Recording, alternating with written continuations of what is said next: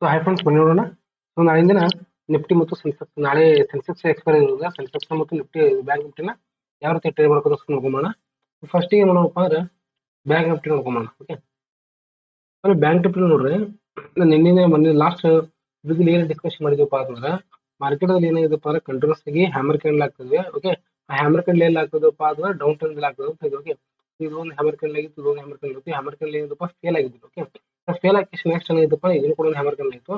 ಇದ್ರ ಪ್ರಕಾರ ನಾವು ಏನ್ ಹೇಳಿದ್ವಪ್ಪ ಅಂದ್ರೆ ಒಂದ್ ವೇಳೆ ಏನಾದ್ರು ಈ ಒಂದು ಲೋ ಅನ್ನ ಏನಾದ್ರು ಮಾರ್ಕೆಟ್ ಬ್ರೇಕ್ ಮಾಡ್ತಪ್ಪ ಅಂದ್ರೆ ನಮ್ಗೆ ನೆಕ್ಸ್ಟ್ ಎಲ್ಲಿ ಹೋಗುತ್ತಪ್ಪ ಲೋ 40,500 ಹೋಗುದು ಅಂತ ಹೇಳಿದೆ. ಓಕೆ, ಸೊ ಅದೇನಾಗಿತ್ತು ಅಷ್ಟು ಮಾರ್ಕೆಟ್ ಇರುತ್ತೆ ಫಸ್ಟ್ ಬ್ರೇಕ್ ಮಾಡ್ಕೊಂಡು ಆಮೇಲೆ ಏನಪ್ಪ ಇಲ್ಲಿ ಒಂದು ಬೌನ್ಸ್ ಬ್ಯಾಕ್ ಮಾಡಿದ್ವಿ 42,500 ಏನಾಗಿದ್ದಪ್ಪ ಬೌನ್ಸ್ ಬ್ಯಾಕ್ ಮತ್ತೆ ಮಾರ್ಕೆಟ್ ಇರುತ್ತೆ ಇಲ್ಲಿ ಗ್ರೀನ್ ಕ್ಯಾಂಡಲ್ ಮಾಡಿದ್ರಿಂದ ಇಲ್ಲಿ ಏನಾಗಬಹುದಪ್ಪ ನಾವು ಇಲ್ಲಿ ಸೆಲೆಕ್ಟ್ ಪೊಸಿಷನ್ ಇಲ್ಲಿ ಬಯರ್ಸ್ ಬಂದಂತ ಇಲ್ಲಿ ಜಸ್ಟ್ ಅಂದಾಜ್ ಹಾಕ್ಬೋದು. ಓಕೆ, ನಾಳಿಂದ ನಾವು ಏನ್ ಮಾಡ್ಬೋದಪ್ಪ ಒಂದು ಅಂದಾಜ್ ಹಾಕ್ಬೋದು. ಯಾಕಪ್ಪ ಅಂದ್ರೆ ಇನ್ನ ನಾಳಿಂದ ಮಾರ್ಕೆಟ್ ಎಲ್ಲಿ ಓಪನ್ ಆಗುತ್ತೆ ಎಲ್ಲಿ ಕ್ಲೋಸ್ ಆಗುತ್ತೆ ಅಂತ ಅದ್ರ ಬೇಸ್ ಮೇಲೆ ಏನ್ ಮಾಡ್ಬೋದಪ್ಪ ಅಂದ್ರೆ ನಾವು ನೆಕ್ಸ್ಟ್ ಟ್ರೇಡಿಂಗ್ ದಿನ ನಾವು ನೋಡ್ಕೋಬಹುದು. ಸೊ ಇವತ್ತು ಏನ್ ಮಾಡ್ಬೋದಪ್ಪ ನಾವು ಫಸ್ಟ್ ನಾಳಿನ ದಿನ ಏನಪ್ಪಾ ಅಂದ್ರೆ ಈ 42,500 ಈ 42,500 ಆಮೇಲೆ ಇದನ್ನ ಬಿಟ್ಕೊಂಡು ಕೇಸಿಂದ ಆಮೇಲೆ ಹೋಗಿತ್ತಪ್ಪ ಅಂದ್ರೆ 49,500 ಈ ಎರಡು ಏನಪ್ಪಾ ಅಂದ್ರೆ 1,000 ಪಾಯಿಂಟ್ ಇದೆಯಲ್ಲ ಇದೊಂದು ತುಂಬಾನೇ ಕ್ರಿಟಿಕಲ್ ಪಾಯಿಂಟ್ ಆಗಿರ್ತಕ್ಕಂಥದ್ದು. ಯಾವಾಗ ಇದು 49,500 ಬ್ರೇಕ್ ಮಾಡುತ್ತೆ ಅವಾಗ ಏನಾಗಿತ್ತು ಮಾರ್ಕೆಟ್ ಕಂಟಿನ್ಯೂಸ್ ಆಗಿ ಮೇಲ್ಗಡೆ ಹೋಗ್ತದೆ ಚಾನ್ಸಸ್ ಇದೆ. ಬಟ್ ನಾಳೆ ಏನ್ ಮಾಡ್ಬೋದಪ್ಪ ಮಾರ್ಕೆಟ್ ಎಲ್ಲಿ ಓಪನ್ ಆಗುತ್ತೆ ಎಲ್ಲಿ ಓಪನ್ ಆಗಂಗಿಲ್ಲ. ಓಕೆ, ಆ ಬೇಸ್ ಮೇಲೆ ನಾವು ನಾಳೆ ಟ್ರೇ ಮಾಡಬೇಕಾಗುತ್ತೆ. ಅದರ ಪರವಾಗಿ ನಾವು ಸ್ವಲ್ಪ ಒಂದು ಸ್ಟ್ಯಾಂಪ್ ನೋಡ್ಕೊಂಡು ಈ 50 ಸ್ಟ್ಯಾಂಪ್ ದಲ್ಲಿ ಸ್ವಲ್ಪ ನೀವು ಗಮನ ಕೊಟ್ಟು ನೋಡ್ರಿ ಯಾವ ರೀತಿ ಟ್ರೇಡ್ ಮಾಡ್ತಾ ಇದೆ ಅಂತ ಮಾರ್ಕೆಟ್ ಕಂಟಿನ್ಯೂಸ್ ಆಗಿ ಏನಾಗಿತ್ತಪ್ಪ ಮಾರ್ಕೆಟ್ ಡೌನ್ ಟ್ರೆಂಡ್ ಬರ್ತಾ ಇತ್ತು. ಹೌದಾ, ಸೊ ಡೌನ್ ಟ್ರೆಂಡ್ ಬರ್ತಾ ಇರೋದ್ರಿಂದ ಮಾರ್ಕೆಟ್ ಏನಾಗಿತ್ತಪ್ಪ ನಮ್ಗೆ ಹೇಳಪ್ಪ ನಿಮ್ಗೆ ಒಂದು ಏನಾದ್ರು ಮಾರ್ಕೆಟ್ ಈ ಒಂದು ಏನಾದ್ರು ಮಾರ್ಕೆಟ್ ಓಪನ್ ಆಯ್ತಪ್ಪ ಅಂದ್ರೆ ಮಾರ್ಕೆಟ್ ಕೆಳಗೆ ಬೀಳಂತ ಹೇಳಿದ್ರು. ಮಾರ್ಕೆಟ್ ಅದೇ ರೀತಿ ಆಯ್ತು, ಓಪನ್ ಆಯ್ತು ಮತ್ತೆ ಮಾರ್ಕೆಟ್ ಕೆಳಗೆ ಬಿದ್ರು ಕೂಡ ಇಲ್ಲಿ ಏನಿದಪ್ಪ ಮಾರ್ಕೆಟ್ ಸಸ್ಟೈನ್ ಆಗಿಲ್ಲ. ಓಕೆ, ಮಾರ್ಕೆಟ್ ಸಸ್ಟೈನ್ ಆಗಿದಪ್ಪ ಅಂದ್ರೆ ಇಲ್ಲಿ ಏನಿದಪ್ಪ ಅಂದ್ರೆ 42,500 ಮತ್ತು 600 ಏನಿದಪ್ಪ ಅಂದ್ರೆ ಕಂಟಿನ್ಯೂಸ್ ಆಗಿ ಲಿಕ್ವಿಡಿಟಿ ಕ್ರಿಯೇಟ್ ಮಾಡ್ಕೊಂಡು ಮಾರ್ಕೆಟ್ ಮತ್ತೆ ಮೇಲ್ಗಡೆ ಹೋಗಿದೆ. ಹೌದಾ, ಮೇಲ್ಗಡೆ ಹೋಗಿರೋದ್ರಿಂದ ಇಲ್ಲಿ ಒಂದು ಥಿಯರಿ ಏನ್ ಮಾಡ್ಬೋದಪ್ಪ ಅಂದ್ರೆ ಡೌನ್ ಟ್ರೆಂಡ್ ಇರ್ತಕ್ಕಂಥದ್ದು ಅಪ್ ಟ್ರೆಂಡ್ ಅಲ್ಲಿ ಕನ್ವರ್ಟ್ ಆಗಿದೆ ಅಂತ ನಾವು ನಾಳೆ ದಿನ ಏನ್ ಮಾಡ್ಬೋದು ಡಿಸ್ಕಸ್ ಮಾಡ್ಬೋದು. ಓಕೆ, ನಾಳೆ ನಮಗೆ ತುಂಬಾ ಇಂಪಾರ್ಟೆಂಟ್ ಆಗಿರ್ತಕ್ಕಂಥದ್ದು ಕೃಷಿ ಏನಪ್ಪಾ ಅಂದ್ರೆ 48,800 ಮತ್ತು 48,600. ಓಕೆ, ಇವೆರಡು ತುಂಬಾನೇ ಇಂಪಾರ್ಟೆಂಟ್ ಆಗಿರ್ತಕ್ಕಂಥದ್ದು ಏನಾಗಿರೋದ್ರಿಂದ ನಾಳಿನ ದಿನ ಮಾರ್ಕೆಟ್ ಏನಾದ್ರು ಓಕೆ ಈ ಒಂದು ಏರಿಯಾದಲ್ಲಿ ಈ ಒಂದು ಝೋನ್ ದಲ್ಲಿ ಮಾರ್ಕೆಟ್ ಓಪನ್ ಆಯ್ತಪ್ಪ. ಓಕೆ, ಈ ಒಂದು ಝೋನ್ ದಲ್ಲಿ ಏನಾದ್ರು ಮಾರ್ಕೆಟ್ ಓಪನ್ ಆಯ್ತಪ್ಪ ಇಲ್ಲಿ ಸ್ವಲ್ಪ ಮಾರ್ಕೆಟ್ ಓಪನ್ ಫಸ್ಟ್ ಕೆಳಗಡೆ ಬಂತಪ್ಪ ಅಂದ್ರೆ ಈ ಒಂದು ಏರಿಯಾ 49,000 ರೌಂಡ್ ಫಿಗರ್ ಇದ್ರೆ ಈ ರೌಂಡ್ ಫಿಗರ್ ಏನ್ ಮಾಡಬೇಕು ಫಸ್ಟ್ ಮಾರ್ಕೆಟ್ ಒಂದು ಸ್ವಲ್ಪ ಕನ್ಸಲ್ಟೇಷನ್ ಮಾಡ್ಕೊಂಡು ಮತ್ತೆ ಮಾರ್ಕೆಟ್ ಸ್ವಲ್ಪ ಕನ್ಸಲ್ಟೇಷನ್ ಮಾಡ್ಕೊಂಡು 49,300 ಬ್ರೇಕ್ ಮಾಡ್ಕೊಂಡು ಹೋಯ್ತಪ್ಪ ಅಂದ್ರೆ ಮಾರ್ಕೆಟ್ ನಮಗೆ first target 49,600.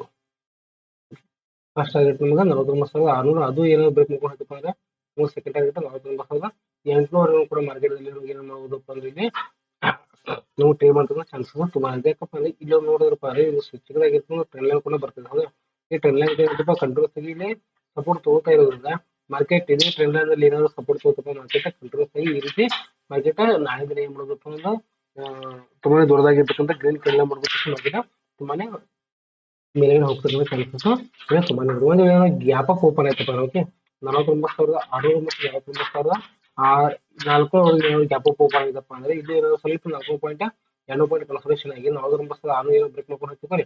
Back second target 49,800 ಇದನ್ನು ಕೂಡ ಏನು ಬ್ರೇಕ್ ಮಾಡ್ಕೊಂಡು ಹೋಗ್ತಪ್ಪ ಅಂದ್ರೆ ನಿಮಗೆ 50,000 ವರೆಗೂ ಕೂಡ ಮಾರ್ಕೆಟ್ ಮಾಡ್ಬೋದಪ್ಪ ಇಲ್ಲಿ ಬ್ಯಾಂಕ್ ನಿಫ್ಟಿ ಮಾಡ್ಬೋದು.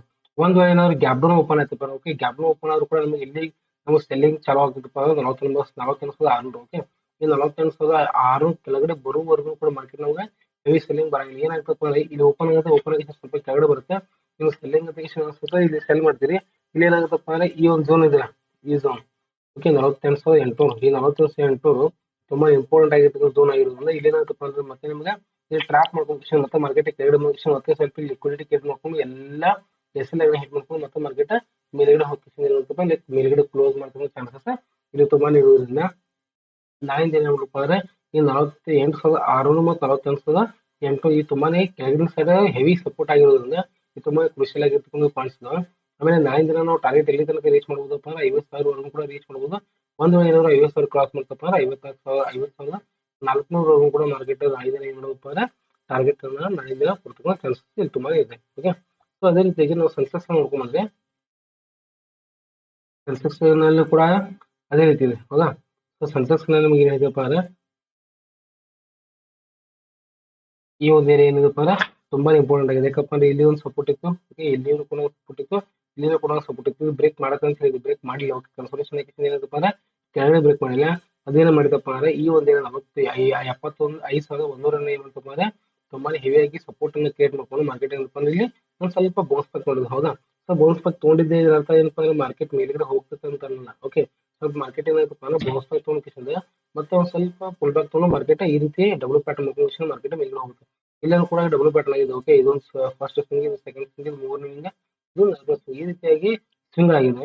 ಓಕೆ, ಸೊ ನಾಳಿಂದ ಏನ್ ಮಾಡ್ಬೇಕಪ್ಪ ಅಂದ್ರೆ ಒಂದ್ ವೇಳೆ ಏನಾದ್ರು ಎಲ್ಲಿವರೆಗೂ ಇದು 75,100 ಎಲ್ಲಿವರೆಗೆ ಬ್ರೇಕ್ ಮಾಡಿಲ್ಲ ಅಲ್ಲಿವರೆಗೂ ಏನಾಗಿಲ್ಲಪ್ಪ ಅಂದ್ರೆ ನಮ್ಗೆ ಇಲ್ಲಿ ಸೆಲ್ ಸೈಡ್ ಮಾರ್ಕೆಟ್ ದಲ್ಲಿ ಏನಾಗ ನಮ್ಗೆ ಟ್ರೇಡ್ ಮಾಡ್ತಕ್ಕಂಥ ಚಾನ್ಸಸ್ ಇಲ್ಲ, ತುಂಬಾನೇ ಕಡಿಮೆ ಆಗ್ತವೆ. ಓಕೆ, ಮತ್ತೆ ಆಮೇಲೆ ನಾಳಿಂದ ಏನ್ ಮಾಡ್ಬೇಕಪ್ಪ ಅಂದ್ರೆ ತುಂಬಾ ಇಂಪಾರ್ಟೆಂಟ್ ಆಗಿರ್ತಕ್ಕಂಥಪ್ಪ ಅಂದ್ರೆ ಇದು 76,800. ಓಕೆ, ಈ 76,800 ಏನಿದೆ ಈ ತುಂಬಾ ಇಂಪಾರ್ಟೆಂಟ್ ಆಗಿರ್ತಕ್ಕಂಥ ಒಂದು ಏನಾಗಿರೋದ್ರಿಂದ ಯಾವಾಗ ಇದು ಬ್ರೇಕ್ ಮಾಡುತ್ತೆ 76,800 ಅವಾಗ ಏನಾಗುತ್ತೆ ಮಾರ್ಕೆಟ್ ಮೇಲ್ಗಡೆ ಹೋಗ್ತಕ್ಕಂಥ ಚಾನ್ಸಸ್ ಇದೆ. ಇಲ್ಲಪ್ಪ ಏನಾಗುತ್ತಪ್ಪ ಮತ್ತೆ ಇಲ್ಲಿ 70,800 ಹೋಗಿಸಿಂದ ಮತ್ತೆ ರೆಸಿಸ್ಟೆನ್ಸ್ ಮತ್ತೆ ಮಾರ್ಕೆಟ್ ಇಲ್ಲಿಂದ ಕೆಳಗಡೆ ಬ್ಲಾಕ್ ಸ್ಟಾರ್ಟ್ ಮಾಡಬಹುದು. ಓಕೆ, ಕೆಳಗಡೆ ಬ್ಲಾಕ್ ಸ್ಟಾರ್ಟ್ ಮಾಡಿದ್ರೆ ತುಂಬಾನೇ ಫಾಲ್ ಆಗ್ತಕ್ಕಂಥ ಚಾನ್ಸಸ್ ಕೂಡ ತುಂಬಾನೇ ಇದೆ ಇರುತ್ತೆ. ಇದನ್ನ ಒಂದು 15 ಸ್ಟ್ಯಾಂಪ್ ನೋಡ್ಕೊಂಡ್ರೆ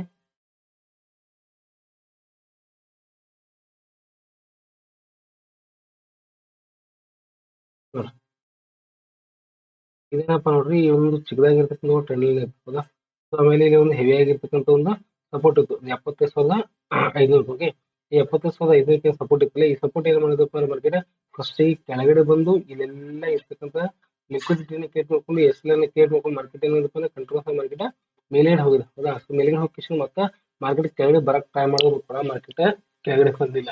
ಇಲ್ಲಿ ಮಾರ್ಕೆಟ್ ಕಂಟಿನ್ಯೂಸ್ ಆಗಿ ಸ್ವಲ್ಪ ಮೇಲ್ಗಡೆ ಹೋಗಿರೋದ್ರಿಂದ ಈ ಟ್ರೆಂಡ್ ಲೈನ್ ನೋಡ್ರಿ, ಈ ಟ್ರೆಂಡ್ ಲೈನ್ ಏನಿದೆಲ್ಲ ನೋಡ್ರಿ, ಇಲ್ಲಿ ಸ್ವಲ್ಪ ರೆಸಿಸ್ಟೆನ್ಸ್ ಇದೆ, ರೆಸಿಸ್ಟೆನ್ಸ್ ಬ್ರೇಕ್ ಮಾಡ್ಕೊಂಡು ಇಲ್ಲಿನೂ ಕೂಡ ಬ್ರೇಕ್ ಮಾಡ್ಕೊಂಡು ಮಾರ್ಕೆಟ್ ಇದನ್ನು ಸ್ವಲ್ಪ ಮಾರ್ಕೆಟ್ ಈ ಟ್ರೆಂಡ್ ಲೈನ್ ಬ್ರೇಕ್ ಮಾಡಿರೋದ್ರಿಂದ ಸೊ ಇಲ್ಲಿ ಏನ್ ಮಾಡ್ಬೋದಪ್ಪ ಅಂದ್ರೆ ಇಲ್ಲಿ ನಾವು ಬೈಯರ್ಸ್ ಬಂದಿದೆ ಅಂತ ಹೇಳ್ಬೋದು.